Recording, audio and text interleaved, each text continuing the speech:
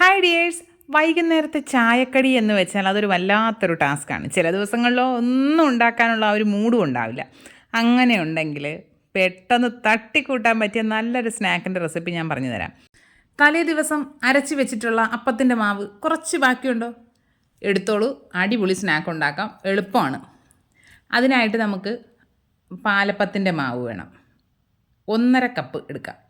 തലേ ദിവസത്തെ മാവാണ് കേട്ടോ. ഇതിപ്പോൾ ഫ്രിഡ്ജിൽ നിന്ന് ഡയറക്റ്റ് എടുത്തിരിക്കുന്ന മാവാണ്. 1.5 കപ്പ് എടുത്തിട്ടുണ്ട്. ഒരു ബൗളിലേക്ക് 1.5 കപ്പ് മാവ് ഒഴിച്ച് വെച്ചിട്ടുണ്ട്. ഇതാണ് ഈ മാവിൻ്റെ കൺസിസ്റ്റൻസി. ഒരുപാട് അങ്ങ് ലൂസായിട്ടുള്ള കൺസിസ്റ്റൻസി അല്ല, അത്യാവശ്യം തിക്കായിട്ടുള്ളൊരു ബാറ്ററാണ്.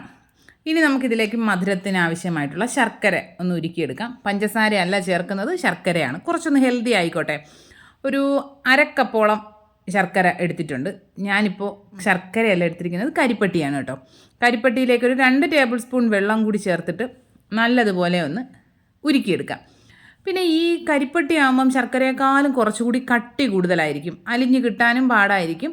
അപ്പോൾ ഈ വെള്ളം കുറച്ചായതുകൊണ്ട് ചിലപ്പോൾ ഇത് തിളച്ച് ഈ കരിപ്പട്ടി ഉരുകി വരുമ്പോഴേക്കും ഒരു നൂൽ പരുവമൊക്കെ ആയിത്തീരും. അപ്പോൾ അത്രയും നമുക്ക് വേണ്ടല്ലോ, ജസ്റ്റ് അതൊന്ന് അലിഞ്ഞ് കിട്ടിയാൽ മതിയല്ലോ. അതിന് വേണ്ടിയിട്ട് ഇതുപോലെ ഒരു കപ്പോ ഗ്ലാസ്സോ എന്തേലും വെച്ചൊന്ന് പ്രസ് ചെയ്ത് കൊടുത്തു കഴിഞ്ഞാൽ ആ കട്ടകളെല്ലാം പെട്ടെന്ന് തന്നെ ഉടഞ്ഞ് ശർക്കര പാനി റെഡിയായി കിട്ടും. എളുപ്പമല്ലേ? പക്ഷേ ഈ ശർക്കര കയ്യിലോട്ടൊന്നും തെറിക്കാതിരിക്കാൻ പ്രത്യേകം ശ്രദ്ധിക്കുക. ഇപ്പോൾ കട്ടകളെല്ലാം നല്ലതുപോലെ അലിഞ്ഞ് കിട്ടിയിട്ടുണ്ട്. ഇനി നമുക്കതിനെ അരിച്ച് മാറ്റി വയ്ക്കാം.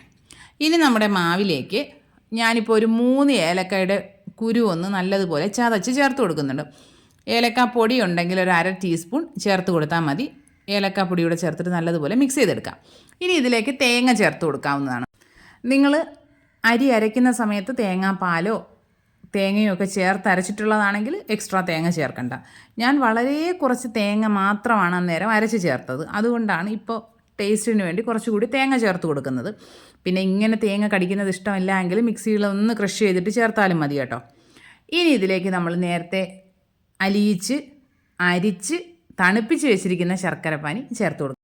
ശർക്കരപ്പാനി നന്നായിട്ട് ചൂടാറിയതിന് ശേഷം മാത്രമേ ചേർക്കാൻ പാടുള്ളൂ. ചൂടോടുകൂടി എടുത്ത് ചേർക്കുകയോ ചെയ്യരുത്, മൊത്തത്തിൽ കുളമായി പോകും കേട്ടോ. ഞാനിപ്പോൾ ഒരു 1/2 കപ്പ് ശർക്കരപ്പാനി എടുത്തതിൻ്റെ പകുതിയാണ് ചേർത്തത്. അപ്പോൾ 1/4 കപ്പ് ശർക്കരപ്പാനിയാണ് എനിക്ക് ആവശ്യമായിട്ട് വന്നിട്ടുള്ളത്.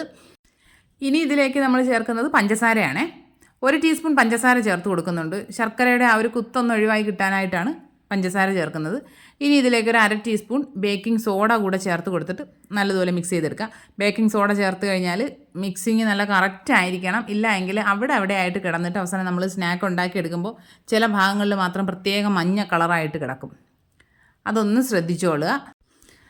നിങ്ങൾ ഈ മാവ് മിക്സ് ചെയ്തതിന് ശേഷം ടേസ്റ്റ് നോക്കുക, മധുരം കറക്റ്റാണോ എന്ന് നോക്കുക. മധുരം പോരാ എന്നുണ്ടെങ്കിൽ കുറച്ചുകൂടി ശർക്കരപ്പാനി ചേർത്ത് കൊടുക്കാവുന്നതാണ്. അതുകൊണ്ടാണ് നമ്മൾ എപ്പോഴും ശർക്കര ഉരുക്കിയെടുക്കുമ്പോൾ നല്ല തിക്കായിട്ട് തന്നെ ഉരുക്കിയെടുക്കണം. ഇനി ഇതിലേക്ക് കുറച്ച് നട്ട്സ് ഒന്ന് ചേർത്ത് കൊടുക്കുന്നുണ്ട്. ഞാനിപ്പോൾ ബദാമാണ് ചേർക്കുന്നത്. നിങ്ങൾക്ക് കാഷ്യൂ വേണമെങ്കിൽ ചേർക്കാം, റൈസിൻസ് ചേർക്കാവുന്നതാണ്. ഇതുപോലെ ഒരു കേക്ക് ടിന്നിലാണ് ഞാനിന്നിപ്പോൾ സ്റ്റീം ചെയ്തെടുക്കാൻ പോകുന്നത്. കേക്ക് ടിന്നിലേക്ക് കുറച്ച് നെയ്യൊന്ന് സ്പ്രെഡ് ചെയ്ത് കൊടുക്കുന്നുണ്ട്. അത് ആ സൈഡിലും മുഴുവനായിട്ട് ഒന്ന് തേച്ച് പിടിപ്പിക്കാം.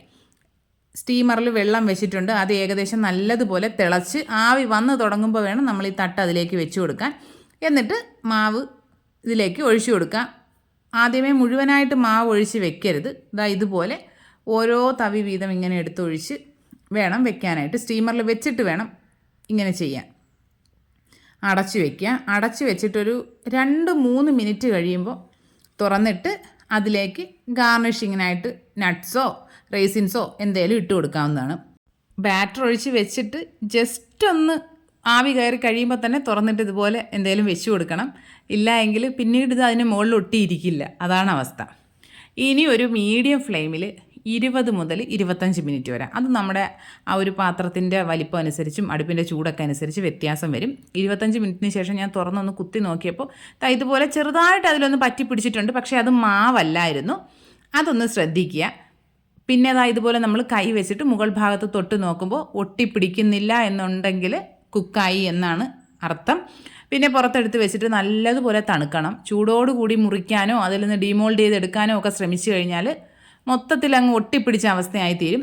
നല്ലതുപോലെ ചൂടാറിയതിന് ശേഷം ഇതുപോലെ ഒരു സ്പാച്ചുല വെച്ചിട്ട് ഞാൻ എടുക്കുകയാണ് ചെയ്തത്. കേക്ക് ഡിമോൾഡ് ചെയ്യുന്നത് പോലെ ഒന്ന് കമഴ്ത്തി തട്ടിയെടുക്കാനൊക്കെ ഒരു ശ്രമം നടത്തി, പക്ഷേ വന്നില്ല. പിന്നെ എങ്ങനെയാണ് ഞാൻ സ്പാച്ചുല വെച്ചിട്ട് എടുത്തത്. ദോശയൊക്കെ എടുക്കുന്നത് പോലെ എടുത്തു.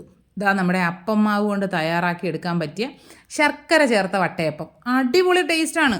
ശർക്കര ഇഷ്ടമല്ലാത്തവർക്ക് പഞ്ചസാര ചേർക്കാം. നല്ല തൂവെള്ള കളറിലുള്ള വട്ടയപ്പം കിട്ടും. ഇത് രണ്ടും ചേർക്കാതെ മധുരമില്ലാത്ത വട്ടയപ്പം തയ്യാറാക്കി എടുത്ത് കറിയുടെ കൂടെ കഴിക്കാനും അടിപൊളി ടേസ്റ്റാണ്. നിങ്ങൾ എന്തായാലും ട്രൈ ചെയ്ത് നോക്കണം. അടിപൊളിയാണ്. നല്ല പഞ്ഞി പോലെ ഇരിക്കും കേട്ടോ.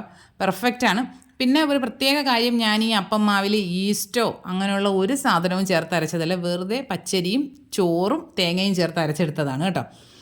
അപ്പോൾ എല്ലാ കൂട്ടുകാരും ഒന്ന് ട്രൈ ചെയ്ത് നോക്കുക. ഫീഡ്ബാക്ക്സ് കമൻറ്റ് ബോക്സിൽ അറിയിക്കുക. വീഡിയോ ഇഷ്ടപ്പെട്ട് കഴിഞ്ഞാൽ ലൈക്ക് ചെയ്യുക, കമൻറ്റ് ചെയ്യുക, ഷെയർ ചെയ്യുക, ചാനൽ സബ്സ്ക്രൈബ് ചെയ്യുക. ഇനി നമുക്ക് മറ്റൊരു വീഡിയോ ആയിട്ട് ഉടനെ കാണാം. ബൈ.